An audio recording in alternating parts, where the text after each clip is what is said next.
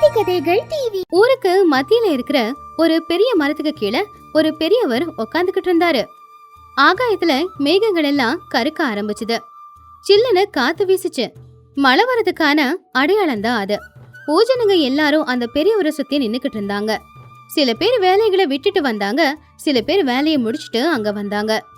ஊர் ஜனங்களே, ஒரு புது விஷயத்த உங்களுக்கு சொல்லதான் வர சொல்லி இருக்கேன். நாம இந்த வருஷத்துல இருந்து புது பண்டிகையை கொண்டாட போறோம். அதுக்கு பேரு வாழை இலை பிரியாணி பண்டிகை. அந்த பண்டிகையில ஊர் ஜனங்க அத்தனை பேருக்கும் இலவசமா பிரியாணி போடுறோம். இது வரைக்கும் இப்படி நாம ஒரு பண்டிகையை கொண்டாடினதே இல்ல. ஆமா ஆமா, நானும் ஐயாவும் சேர்ந்துதான் இந்த முடிவை எடுத்திருக்கோம். இந்த முடிவுக்கு காரணம் நம்ம ஊருக்கு நல்லது நடக்கணும் அப்படிங்கிறதுக்காக. ஆனா இதுக்கு ஒரு நிபந்தனை இருக்கு, அதை எல்லாரும் செய்யணும். ஐயா, நீங்க பெரிய மனுஷன், இலவசமா பிரியாணி போடுறேன்னு சொல்றீங்க.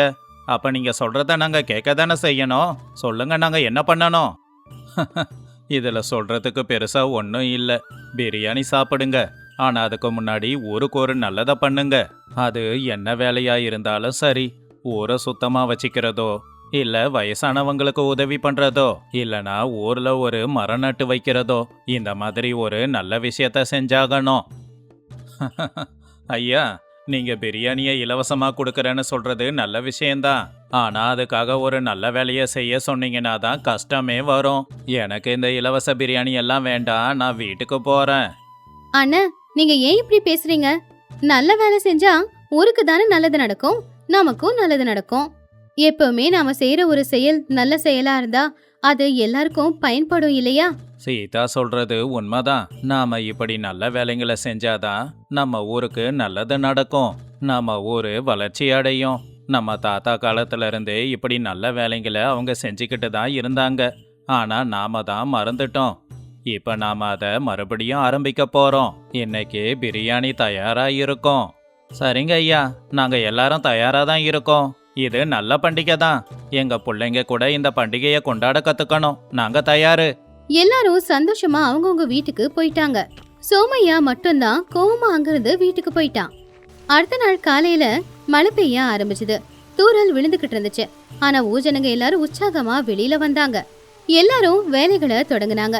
சில பேர் மரம் நட்டுக்கிட்டு இருந்தாங்க, சில பேர் தெருவை சரி பண்ணிக்கிட்டு இருந்தாங்க, சில பேர் வயசானவங்களுக்கு உதவி செஞ்சுக்கிட்டு இருந்தாங்க. அப்படி எல்லாரும் சுறுசுறுப்பா இருந்தாங்க. சீதா, நான் போய் நம்ம ஊர் எல்லையில இருக்கே ஒரு பாலம், அதை சரி பண்ணலான்னு இருக்கேன். அதை சரி பண்ணோன்னு வச்சுக்கோ, நம்ம ஊருக்கு எல்லாருமே வந்து போகிறதுக்கு ரொம்ப உதவியா இருக்கும். பொதுவா இந்த மழை காலத்துல அந்த பாலத்தை கடக்கிறது கஷ்டம் தானே. நானும் உங்களுக்கு உதவி செய்யறேங்க. அந்த பாலத்தை கட்டுறதுக்கு மணல் செங்கல் எல்லாத்தையுமே நான் கொண்டு வந்து கொடுக்கறேன். இது நம்மளுடைய சார்பா நாம இந்த ஊருக்காக செய்யற நல்லது. இது எல்லாருக்கும் பயன்படுங்க. உன்னோட உதவியும் எனக்கு தேவைப்படும். இந்த மழை காலத்துல பாலத்தை சரி பண்ணா ஊருக்காரங்களுக்கு ரொம்ப உதவியா இருக்கும். நம்ம தாத்தா காலத்துல இந்த பாலம் நல்லா இருந்துச்சு. நாம இப்ப அதை மறுபடியும் நல்லா மாத்த போறோம். அட, இது ரொம்ப நல்ல விஷயம்தான். இந்த பாலத்தை சரி பண்றதுக்காக நானும் உங்களுக்கு உதவியா வரேன். எங்க அப்பாவும் அந்த காலத்துல பாலத்தை சரி பண்ணிக்கிட்டு இருந்தவர் தானே.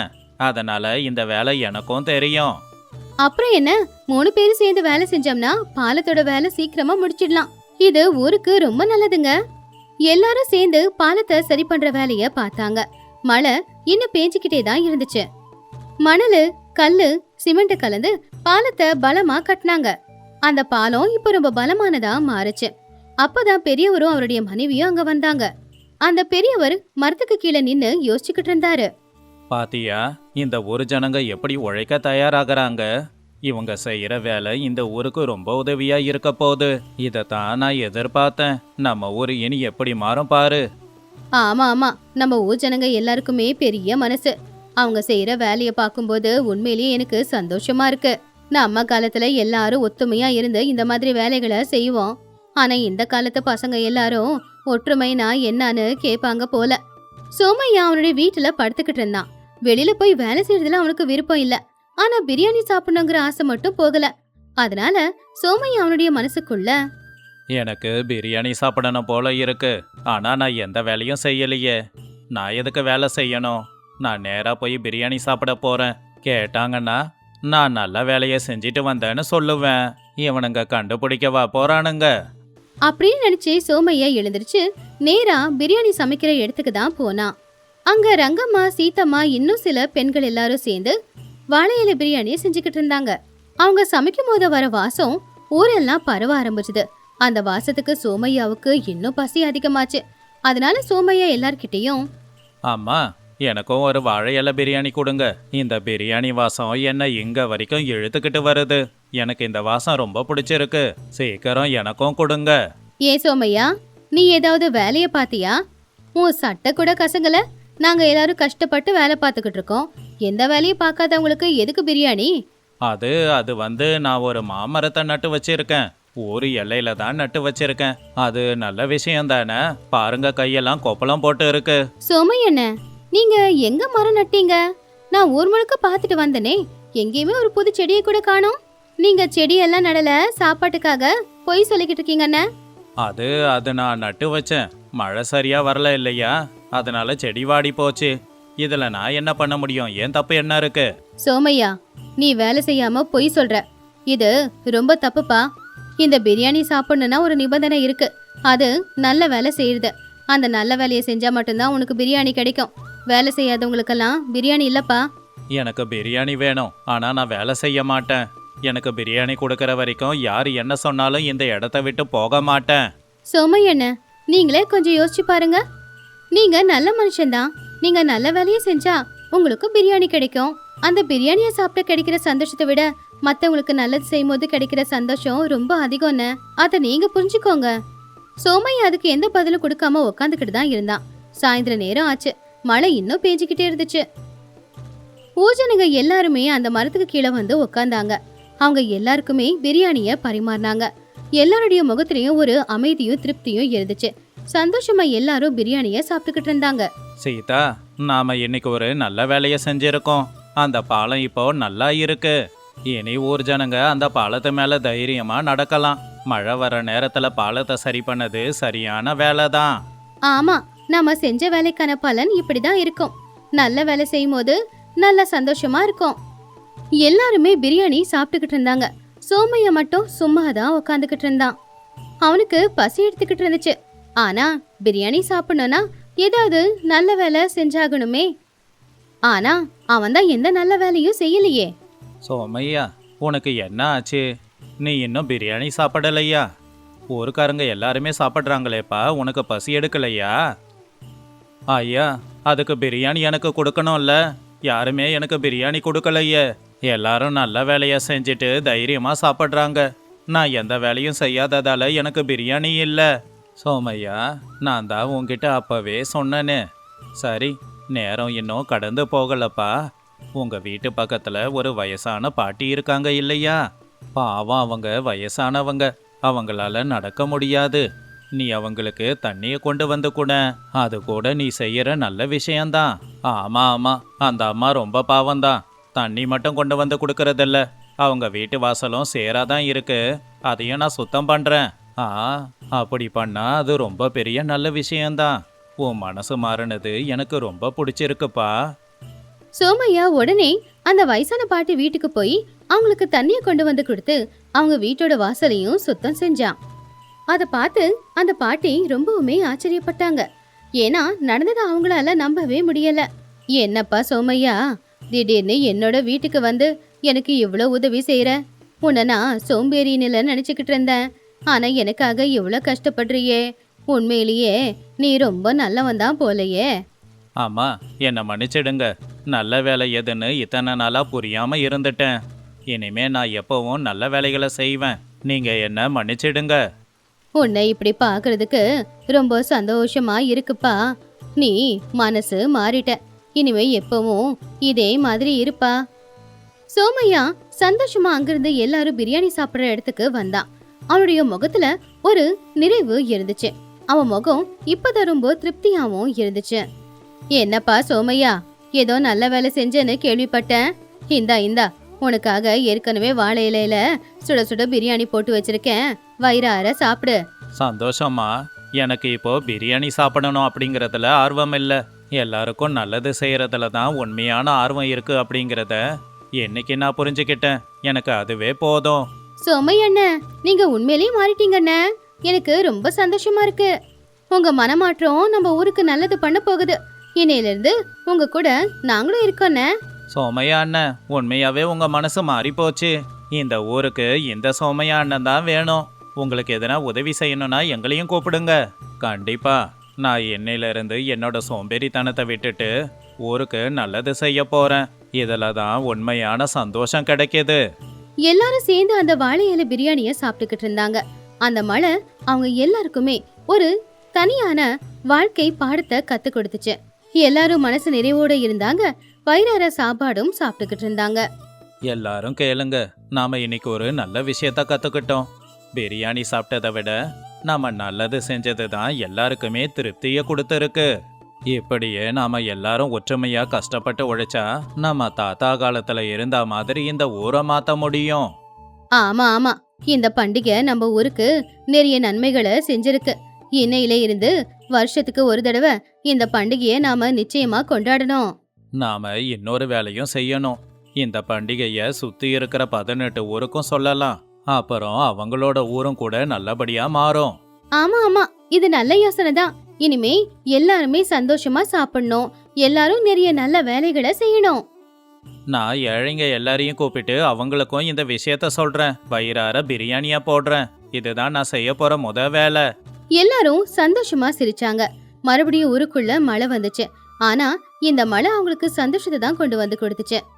இப்படி 6 மாசமும் போச்சு. அந்த ஊரு முழுசாவே மாறிடுச்சு. இப்ப அந்த ஊர்ல எந்த ஒரு பிரச்சனையும் இல்ல. எல்லாரும் அவங்களால முடிஞ்ச அளவுக்கு எல்லா விதமான நல்ல வேலைகளையுமே செஞ்சுக்கிட்டு இருந்தாங்க. அதனால ஊருக்காரங்களுடைய ஒற்றுமை அவங்களுக்கு ஒரு பெரிய பலமாவே மாறுச்சு. ஊர் ஜனங்களே, இப்ப மத்த ஊருக்காரங்க நம்ம ஊரை பார்த்து கத்துக்கிறாங்க. ஆமாங்க ஐயா, நீங்க எடுத்த முடிவு என்னோட வாழ்க்கைய மாத்தி இருக்கு. நான் இப்போ சோம்பேறி வாழ்க்கைய வாழல. இந்த ஒரு வருஷமா நான் இந்த ஊருக்கும் ஊர் மக்களுக்கும் என்னால முடிஞ்ச உதவிகளை செஞ்சுக்கிட்டு இருக்கேன். இந்த பண்டிகை நம்ம ஊருக்கு நிறைய நல்ல விஷயம் பண்ணுது. அதனால இந்த பண்டிகையை ஒவ்வொரு வருஷமும் நாம எல்லாரும் சேர்ந்து கொண்டாடியே ஆகணும். ஆமா, இந்த பண்டிகையால நம்ம ஊரே மாறி இருக்கு. இப்ப எல்லாரும் நம்ம ஊரை பார்த்து ஆச்சரியப்படுறாங்க. நாம ஒற்றுமையா இருந்தா எதை வேணும்னாலும் சாதிக்கலாம். எனக்கு உங்க எல்லாரையும் இப்படி ஒன்னா பார்க்கும்போது ரொம்ப சந்தோஷமா இருக்கு. எங்க தாத்தா காலத்துல எல்லாரும் இப்படி ஒற்றுமையா தான் இருந்தாங்க. இப்போ நாம எல்லாரும் இப்படி ஒற்றுமையா இருக்கோம் அப்படின்னு பாட்டி சொன்னதும் எல்லாருமே சிரிச்சாங்க. அடுத்த நாள் காலையில சூரியன் மெதுவா உதயமானா. மழை நின்னு போச்சு. ஆனா அவங்க எல்லாருடைய மனசுக்குள்ளேயும் ஒரு ஈரம் அப்படியே இருந்துச்சு. எல்லாருக்குமே உதவி செய்யறதுனால கிடைக்கிற சந்தோஷம் என்னங்கிறது அந்த ஊர் ஜனங்க எல்லாருமே நல்லாவே புரிஞ்சுக்கிட்டாங்க. அந்த ஊர்ல இருக்கிற எல்லாருமே இப்போ ஆளுக்கு ஒரு நல்ல வேலையை செய்ய ஆரம்பிச்சதுனால ஊர்ல எந்த பிரச்சனையும் இல்லாம, யாருக்குள்ளயும் எந்த ஒரு மனஸ்தாபமும் இல்லாம ஒருத்தங்களுக்கு ஒருத்தங்க துணையா, ஒருத்தங்களுக்கு ஒருத்தங்க விட்டு கொடுத்து சந்தோஷமா வாழ்க்கைய வாழ்ந்துட்டு இருந்தாங்க. அது கிருஷ்ணாபுரம் அப்படிங்கிற கிராமம். அங்க ராமையா அப்படிங்கிற ஒரு விவசாயி இருந்தான். அவனுக்கு நல்ல சத்தான மண் இருக்கிற வயல் இருந்தாலும் கூட அவன் சுட்டு போட்டு சோம்பேறிங்கிறதுனால அந்த வயல்ல விளைச்சல் எதுவும் விளைவிக்கிறதே இல்ல. அவனுடைய பொண்டாட்டி ரங்கம்மா தான் 10 வீட்டுல வேலைய பார்த்து வீட்டு செலவை பார்த்துக்கிட்டு இருந்தா. ஒரு நாள் அவங்க வீட்டு வாசல்ல ஒரு மாட்டு வண்டி வந்து நின்னுச்சு. ஏங்க, கொஞ்சம் சீக்கிரம் எழுந்துறீங்க. வீட்டுக்கு முன்னாடி மாட்டு வண்டி வந்து நின்றுருக்கு. யாரோ வராங்க. சொந்தக்காரங்களா இருப்பாங்க போல. காலையிலேயே என் தூக்கத்தை கெடுக்க யாரு வந்திருக்காங்க ரங்கம்மா? எனக்கு தூக்கமா வருது, நீ போய் யாருன்னு பாரு. அப்படி சொல்லாதீங்க. வீட்டுக்கு வந்தவங்கள நம்ம 2 பேரும் போய் மரியாதையா தானே கூட்டிக்கிட்டு வரணும். அப்புறம் ஏதாவது தப்பா நினைச்சுக்க போறாங்க. சரி சரி, உன் தொல்லை தாங்க முடியல. வர வர இந்த வீட்ல நிம்மதியா தூங்க கூட முடியல. வண்டியில இருந்து தம்பதிகள் 2 பேரும் இறங்குனாங்க. அவங்க கையில ஒரு பெரிய மரப்பெட்டியே இருந்துச்சு. அதுக்கு பித்தளையில ஒரு பெரிய போட்டு போட்டிருந்துச்சு. அவங்க பேரு சோமையா, பாக்கியம். ஏமா ரங்கம்மா, நல்லா இருக்கியா? உன்னோட தூரத்து சொந்தம் நாங்க. கொஞ்ச நாள் தங்கிட்டு போலான்னு வந்திருக்கோம். வாங்க ஐயா, வாங்க. உங்களை பார்த்து பல வருஷம் ஆச்சுல, அதான் சரியா அடையாளம் தெரியல. நீங்க வந்ததுல ரொம்ப சந்தோஷம். எங்களுக்கும் சந்தோஷதாமா. இந்தா, இந்த பெட்டி எடுத்துட்டு போய் வீட்டுக்குள்ள பத்திரமா வை. இது எங்க முன்னோர்கள் காலத்துல இருந்து எங்க வீட்டுல இருக்கிற சொத்து. இத தரையில வைக்காம பார்த்து பத்திரமா வைமா. அப்பதான் ராமையா மெதுவா வெளியில வந்து, வாங்க வாங்க, எப்படி இருக்கீங்க? இந்த பெட்டி எதுக்கு இவ்வளோ கனமா இருக்கு? அப்படி அதுக்குள்ள என்னத்தை வச்சிருக்கீங்க? ராமையா, இந்த பெட்டியோட கதைய அப்புறம் சொல்றேன். முதல்ல இந்த பெட்டியை கொண்டு போய் பூஜை அறையில வைங்க. ஏன்னா இந்த பெட்டியை சுத்தி அமைதி இருக்கணும். சரிங்க, பூஜை அறையிலேயே வைக்கிறேன். ஆனா இதோட கனத்தை பார்த்தா தான் பயமா இருக்கு. இதுக்குள்ள எதனா தங்க காசு வச்சிருக்கீங்களா என்ன? ராமையா, அவசரப்படாத. எல்லா விஷயமும் கூடிய சீக்கிரம் தெரியும். முதல்ல எங்களுக்கு குடிக்கிறதுக்கு கொஞ்சம் தண்ணியை கொடுங்க. ராமையாவோட பார்வை முழுக்க அந்த பெட்டி மேலதான் இருந்துச்சு. அந்த பெட்டியோட கணத்தை பார்த்து அதுக்குள்ள ஏதாவது விலை மதிக்க முடியாத பொருள் தான் இருக்கும் அப்படின்னு அவன் மனசுக்குள்ள நினைச்சுக்கிட்டு இருந்தான். அண்ணி, சாப்பாடு எப்படி இருக்கு? ஏதோ எங்க வீட்ல இருக்கிறத வச்சு உங்களுக்கு ஏதோ சமைச்சு போட்டிருக்கேன். சரியில்லைன்னா எனக்கு கோச்சுக்காதீங்க. சாப்பாடு அருமையா இருக்குமா? முதல்லயே சொல்லணும்னு நினைச்சேன். கைப்பக்குவம் நல்லா இருக்கு. ஆனா உன் வீட்டுக்காரரு வேலை வெட்டிக்கு போகாம வீட்லயே ஏன் இருக்காரு? என்னன்னு சொல்றீங்க அண்ணி? அவருக்கு சோம்பேறித்தனம் அதிகம். எங்களுக்குன்னு வயல் இருந்தாலும் கூட அதுல விவசாயம் தான் செய்ய மாட்டேங்கிறாரு. ரங்கம்மா, வீட்டுக்கு வந்தவங்க முன்னாடி என் மானத்தை வாங்காத. நான் என்ன சும்மாவா இருக்கேன்? சரியான நேரத்துக்காகத்தானே காத்துக்கிட்டு இருக்கேன். ஆமா ராமையா, நீ சொல்றது உண்மைதான். எல்லாத்துக்கும் ஒரு நேரம் வரணும். என் பெட்டியோட ரகசியத்தை பத்தி தெரிஞ்சுக்கவும் நேரம் வரணும். தெரிஞ்சா நீ ஆச்சரியப்படுவ. அப்படியா? அந்த பெட்டிக்குள்ள என்ன இருக்குன்னு சொல்லுங்களேன். வந்ததுல இருந்து என் பார்வை அந்த பெட்டி மேலேயே தான் இருக்கு. எங்க தாத்தா காலத்துல ஒரு முனிவர் எங்க தாத்தாவுக்கு இதை கொடுத்தாரு. இதுல ஏதோ செல்வம் இருக்கு. ஆனா இதை துறக்க ஒரு சில கட்டுப்பாடுங்க இருக்கு. சோமையா சொன்னது கேட்டு ராமையா ரொம்பவும் ஆச்சரியப்பட்டான். அந்த பெட்டிக்குள்ள என்ன இருக்குன்னு தெரிஞ்சுக்கிற ஆர்வம் அவனுக்குள்ள இன்னும் அதிகமாச்சு. ராத்திரி நேரம் ராமையா படுத்துக்கிட்டு இருந்தான். ஆனா அவனுக்கு தூக்கம் வரல. ரங்கம்மா, தூங்கிட்டியா? அந்த சோமையா கொண்டு வந்த பெட்டியில என்ன இருக்குன்னு தெரிஞ்சுக்காம தூக்கம் வரல. எனக்கு மட்டும் என்னங்க தெரியும்? அவங்க குடும்பத்துக்கு பெரியவங்க. அது அவங்க பெட்டி. அதுக்குள்ள என்ன இருக்குன்னு தெரிஞ்சு நாம என்னங்க பண்ண போறோம்? இல்ல ரங்கம்மா, அந்த பெட்டிக்குள்ள நிச்சயமா தங்கமோ வைரமோ இருக்கணும். இல்லனா எதுக்கு அவ்வளோ பெரிய பூட்டு போடணும்? அந்த பெட்டியை நாம சொந்தமாக்கிக்கலாமா? என்னங்க இது? ஏன் இப்படி எல்லாம் யோசிக்கிறீங்க? நம்ம கிட்ட இருக்கிறதே நமக்கு நிலைக்கிறது இல்ல. இதுல மத்தவங்க சொத்து மேல ஆசைப்படுறது தப்பு இல்லைங்களா? இதுல என்ன தப்பு இருக்கு? அவங்க நம்ம சொந்தக்காரங்க தானே. அந்த பெட்டியை நமக்கு கொடுத்தா நம்ம கஷ்டமெல்லாம் தீருமே. அடுத்த நாள் காலையில சோமையா எழுந்திருச்சு போய் பூஜை அறையில அந்த பெட்டிக்கு முன்னாடி நின்னு கண்ண மூடி வேண்டிக்கிட்டு இருந்தான். அப்பதான் ராமையாவும் எழுந்திருச்சு போய் உக்காந்தான். சோமையா அண்ணன், உங்க பூஜை முடிஞ்சதா? உங்ககிட்ட ஒன்று கேட்கலாமா? தப்பா எடுத்துக்காதீங்க. கேளு ராமையா, உனக்கு என்ன சந்தேகம் இருந்தாலும் கேளு. என்கிட்ட எதுக்காகப்பா இவ்வளவு தயக்கம்? இந்த பெட்டியோட சாவி இருந்தா ஒரு தடவை திறந்து காமிக்கிறீங்களா? அதுல என்ன இருக்குன்னு தெரியாம என் தலையெல்லாம் வெடிச்சிடும் போல இருக்கு. சோமையா சிரிச்சுக்கிட்டே, ஐயோ ராமையா, இந்த பெட்டியை திறக்கிறது சாதாரண விஷயம் கிடையாது. அதை மீறி திறந்தோம்னா உள்ள எல்லாமே சாம்பலாயிடும். இந்த பெட்டியை திறக்கணும்னா என்ன செய்யணும்? எவ்வளோ கஷ்டமான வேலையா இருந்தாலும் சரி, நான் அதை செய்யறேன். சரி சரி, இந்த பெட்டியை கொடுத்தவரு ரொம்ப கடுமையா உழைச்சவரு. அதனால 30 நாளைக்கு கடுமையான வேலையை செஞ்சுட்டு அதுக்கப்புறமா அந்த பெட்டியை தொட்டா அந்த பெட்டி தானா திறக்கும். கஷ்டப்பட்டு வேலை பார்க்கணுமா? எனக்கு கலப்பைய கூட சரியா பிடிக்க வராது. எப்படி செய்வேன்? ஒன்று வேணும்னா நாம கஷ்டப்பட்டு தான் ஆகணும். நீ மட்டும் 30 நாளைக்கு உழைச்சிட்டு அதுக்கப்புறமா வந்து இந்த பெட்டியை தொட்டா உன் கைப்பட்ட உடனே இந்த பெட்டி தானா திறந்துக்க போகுது. அதை கேட்டு ராமையா ரொம்பவும் ஆச்சரியப்பட்டான். கஷ்டப்பட்டு உழைச்சவனுடைய கைப்பட்ட உடனே அதோட போட்டு தானா திறந்துக்குமா? அன்னைக்கு சாயந்தர நேரம் ராமையா திண்ணையில உட்காந்து பக்கத்து வீட்டு வீரையா கூட பேசிக்கிட்டு இருந்தான். என்ன ராமையா யோசிச்சுக்கிட்டே இருக்க? உன் வீட்டுக்கு வந்த சொந்தக்காரங்க எல்லாரும் நல்லா இருக்காங்களா? வீரையா அவங்களாம் நல்லா தான் இருக்காங்க. அவங்க ஒரு பெட்டியை கொண்டு வந்தாங்க. அந்த பெட்டியை திறக்கணும்னா ஒரு நிபந்தனை இருக்காமா. பெட்டியை திறக்க நிபந்தனையா? என்ன நிபந்தனை? இப்படி ஒன்ன நான் கேள்விப்பட்டதே இல்லை. 30 நாளைக்கு வயல்ல கஷ்டப்பட்டு வேலை செஞ்சா அந்த பெட்டி தானா திறக்குமா. எனக்கு தான் கஷ்டப்படவே வராது. அப்புறம் எப்படி பெட்டி திறக்கும்? இது என்ன பெரிய கம்பசூஸ்திரமா? 30 நாளைக்கு வேலை தானே செய்யணும். நீயும் வேலையை செய்யு. அப்புறம் பெட்டி தானா திறக்க போகுது.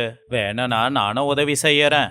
உண்மையாவே நான் கஷ்டப்பட்டு உழைச்சி அதுக்கப்புறமா அந்த பெட்டியை தொட்டா அந்த பெட்டி தானா திறக்குமா? கண்டிப்பா திறக்கும் ராமையா.